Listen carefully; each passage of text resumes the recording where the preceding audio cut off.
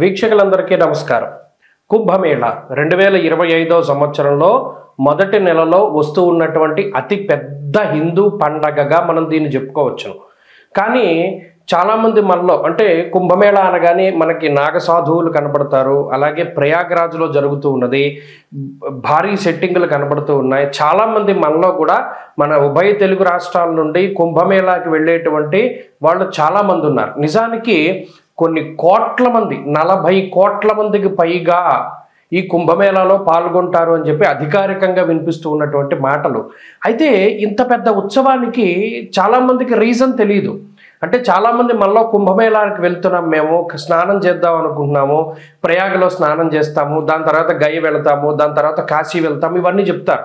నిజానికి అసలు మనం చేస్తూ ఉన్నటువంటి దానికి పారమార్థికం ఏమిటి, అంటే కుంభమేళా అంటే ఏమిటి, మనం అక్కడికి ఎందుకు వెళ్ళాలి, దానిలో ఎందుకు స్నానం చేయాలి, ఏ రోజుల్లో స్నానం చేయాలి, అసలు దీనికి ఉండేటువంటి పురాణ ప్రాశస్త్యం ఏమిటి, దీని గురించినటువంటి విషయాలు చాలామందికి తెలియదు. మనం ఏదైనా చేసేటప్పుడు దాని గురించి తెలుసుకోవడం చాలా ముఖ్యం. అందుకని ఈ వీడియో ఎక్కడా కూడా స్కిప్ చేయకుండా ఈ కుంభమేళా గురించిన కంప్లీట్ ఇన్ఫర్మేషన్, ఏ డేట్స్లో ఏ టైంలో మనం స్నానం చేయాలి అనేటువంటి వాటితో సైతంగా మనం చెప్పడం జరుగుతున్నది. చాలా కేర్ఫుల్గా వాచ్ చేయండి. ముఖ్యంగా పేరు చూస్తే కుంభమేళా, ఇది హిందూ పదం. కుంభ అంటే మనం రాసుల్లో కూడా కుంభరాశి మనకి కనబడుతూ ఉంటుంది. ఒక పురుషుడు ఒక కుండని పట్టుకుని నుంచుని ఉంటాడు, అది కుంభరాశిగా ప్రతీతి. అలాగే మేళ అంటే కలయిక. నిజానికి కుంభమేళా అనే పేరు ఎక్కడి నుండి వచ్చిందంటే కుండలో ఉన్నటువంటి తేనె, అంటే దీన్ని ముఖ్యంగా అమృతం కింద చెప్తారు. దేవతలు రాక్షసులు 12 సంవత్సరాల పాటు మందర పర్వతాన్ని ఆధారంగా చేసుకుని పరమేశ్వరుడైనటువంటి మహానుభావుడు శ్రీ మహావిష్ణువు ఆయన కూర్మావతారంలో కింద పర్వతం కింద ఉండగా వీళ్ళు కవ్వం కింద చేసుకుని ఈ దేవతలు రాక్షసులందరూ కూడా అమృతం కోసం ఈ పర్వతాన్ని జిలుకుతారు. అదంతా కూడా మనకి తెలిసినటువంటి విషయమే. అయితే ఇలా 12 సంవత్సరాలు ఈ పర్వతాన్ని అంటే ఆ క్షీరసాగరాన్ని మధించిన తర్వాత 12 సంవత్సరాల తర్వాత మనకి అమృతం వస్తుంది.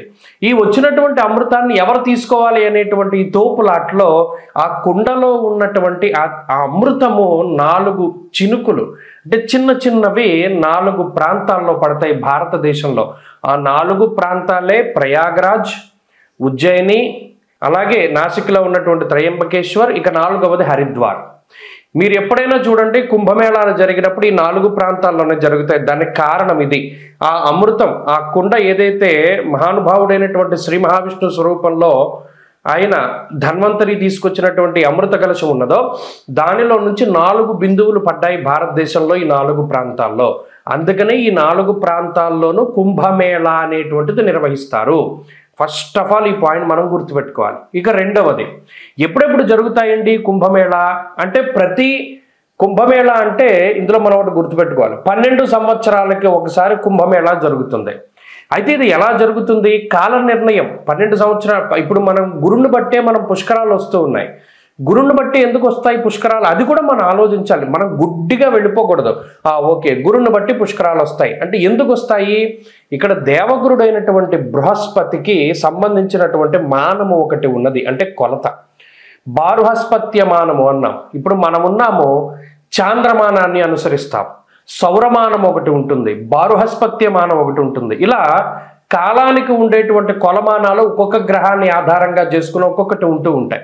ఇప్పుడు ఉత్తరాదిలో ఉండేటువంటి కొలమానం అంతా బారుహస్పత్యమానము, సౌరమానము అంటారు. ఈ సౌరమానం బారుహస్పత్యమానాల ఆధారంగా సూర్యుడు గురుడికి సంబంధించినటువంటి గ్రహ గమనాలను బట్టే ఈ కుంభమేళా వస్తూ ఉంటుంది. ఈ రవిగురుల యొక్క మార్పులు, ముఖ్యంగా రవిగురులు ఇద్దరూ కలిసి వృశ్చిక రాశిలో ఉన్నప్పుడు ఉజ్జయినిలో ఈ కుంభమేళా నిర్వహిస్తారు. అలా కాక రవి మకర రాశిలో సంచరిస్తూ గురుడు వృషభ రాశిలో సంచారం చేసినప్పుడు ప్రయాగలో కుంభమేళా నిర్వహిస్తారు. అలాగే రవి మేషరాశి యందు గురుడు కుంభరాశిలో ఉండగా హరిద్వార్లో కుంభమేళా నిర్వహిస్తారు. అలాగే రవి గురులు ఇద్దరు కూడా సింహరాశిలో సంచారం చేస్తూ ఉన్నప్పుడు ఆ సమయంలో నాసిక్లో ఉన్నటువంటి త్రయంబకేశ్వర్లో మనకి కుంభమేళా నిర్వహిస్తారు. కాబట్టి ఎప్పుడు పడితే అప్పుడు రావు. ఇందులో 12 సంవత్సరాలకి ఒకసారి కుంభమేళా వస్తుంది. 12 కుంభమేళాలు పూర్తయితే దాన్ని ఒక మహాకుంభమేళా అన్నారు. అంటే ఈ లెక్కన మహాకుంభమేళా ఎప్పుడు వస్తుంది?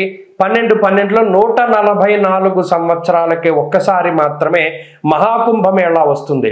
ఈ కుంభమేళా వచ్చింది అంటే ఈ 45 రోజుల పాటు, ఉదాహరణకి ఇప్పుడు మన కుంభమేళా చూసుకుంటే జనవరి 13వ తారీఖు నుండి ఫిబ్రవరి 26వ తారీఖు వరకు ఈ కుంభమేళా సాగుతుంది. ఇందులో ప్రత్యేకించి మనం ఒక యోగి ఆత్మకథ అనే పుస్తకాన్ని తీసుకుంటే అందులో కూడా చెప్తారు పరమహంస యోగానంద గారు. తన గురువైనటువంటి ఆయన ఈ కుంభమేళా ప్రాంతంలోనే మహావతార్ బాబాజీ గారిని దర్శించడం జరిగింది అని. అంటే దాని అర్థం ఏంటి?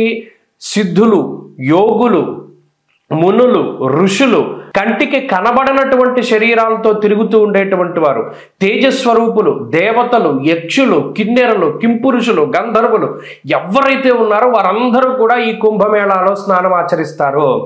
అందుకనే దానికి అంతటి ప్రాధాన్యత.